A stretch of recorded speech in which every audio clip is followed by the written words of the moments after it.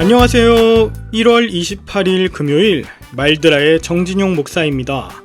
오늘도 말드라에 오신 여러분들을 환영하고 축복합니다. 제가 말드라를 처음 시작할 때 녹음할 조용한 장소가 마땅치 않았어요.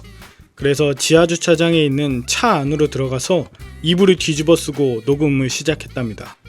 그런데 주변에 들어오는 자동차 소리, 또 너무 추워서 결국은 집에 들어와서 녹음을 하는데, 그러다 보니 아이들이 시끄럽게 떠들고 중간에 문을 열고 여러 불편한 점들이 있었습니다.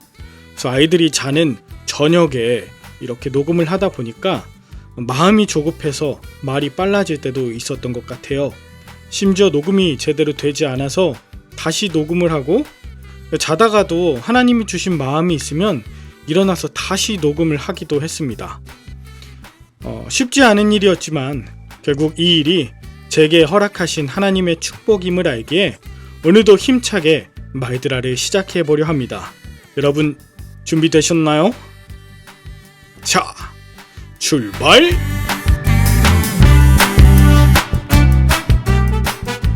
오늘은 창세기 23장입니다. 오늘 본문에는 사라가 127세에 죽자 아브라함이 헤브론에 있는 막벨라 굴을 사서 그곳에 장례를 치르는 장면이 나와요. 2절에 보면 사라가 죽음에 아브라함이 들어갔다고 하는데, 여기서 들어갔다고 하는 원어 와야보 아브라함 리스포드, 이게 아브라함이 빈소를 찾아와 문상한다는 뜻이에요. 아브라함은 그간 사라와 좋았던 일, 슬펐던 일, 또 미안했던 일, 아쉬웠던 일, 그 모든 것을 생각할 때 몹시 슬프고 애통했습니다. 그러나 그곳에서 일어나 장례 준비를 하게 되는데, 그곳의 주민인 헷 사람들로부터 매장 허락을 받고 심지어 매장지를 무상으로 주겠다는 제안까지 받습니다. 그러나 아브라함은 그들의 호의에 진심으로 감사하면서 동시에 제값을 주고 에브론에게 속한 땅을 정당하게 구입했습니다. 아브라함은 헤브론에 있는 막벨라 굴에 사라를 장사했다는 것으로 창세기 23장을 마무리하게 돼요. 제가 전에 사역하던 교회에서 가장 중요하게 여겼던 것이 바로 장례입니다. 사랑하는 가족과 헤어져 상실감으로 가득한 그때에 하나님의 위로하심이 함께하길 바라는 마음으로 말씀을 전하고 또 몸으로 마음으로 함께 있는 것이 믿는 자들의 해야 할 일이라고 생각했기 때문입니다.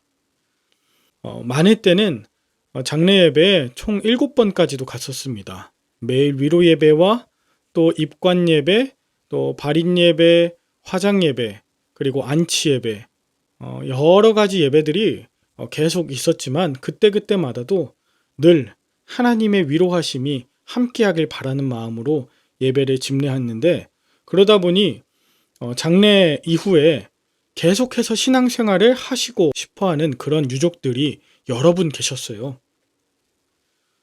그런데 어느 날은 장례 예배를 집례하러 갔을 때 유족들의 마음이 많이 상해 있는 것을 볼 때도 있었습니다.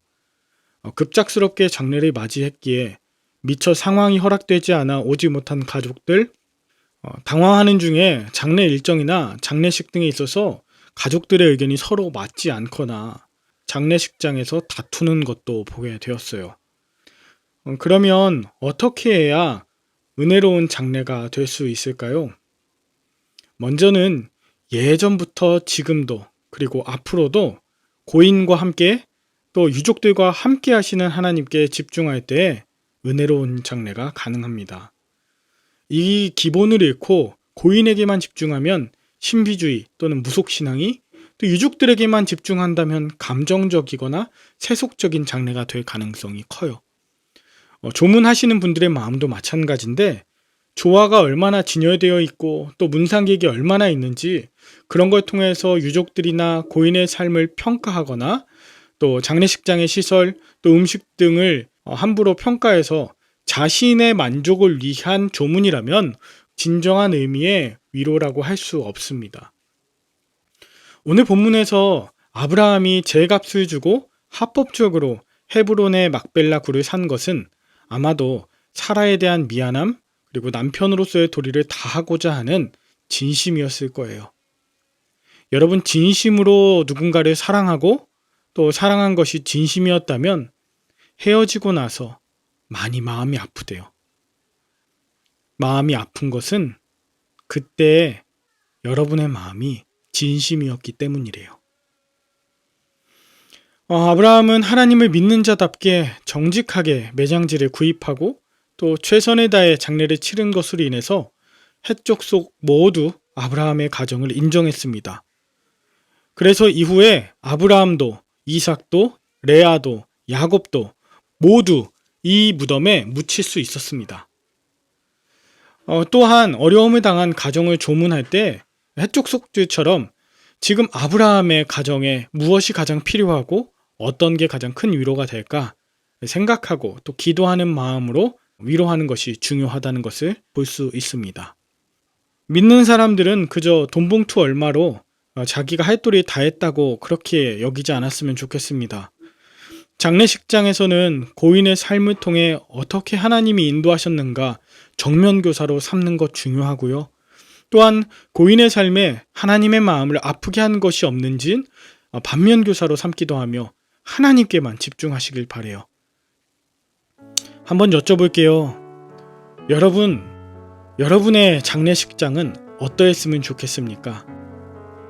물론 주변에 있는 사람들이 나를 어떻게 기억할까도 중요하지만 지금 이 순간 하나님께서는 나를 어떻게 맞이해 주실까를 생각한다면 지금 살아있는 동안 더욱 정직하고 또 거룩하며 또 우리 가족들을 포함한 이웃들에게 특별한 사랑을 베풀며 또 용서하며 살아가지 않을까요?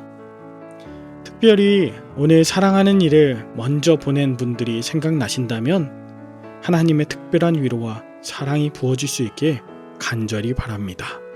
함께 기도할까요? 하나님 아버지, 사랑하는 이를 먼저 보내고 장례를 치렀던 기억들이 떠오릅니다.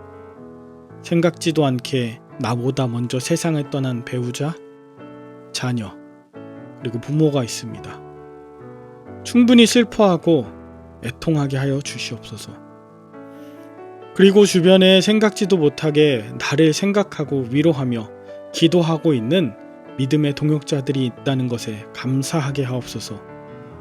주어진 생명 다하는 날까지 서로 사랑하며 용서하며 화목케 하여 주시길 부활의 생명 되신 예수님의 이름으로 기도합니다. 아멘.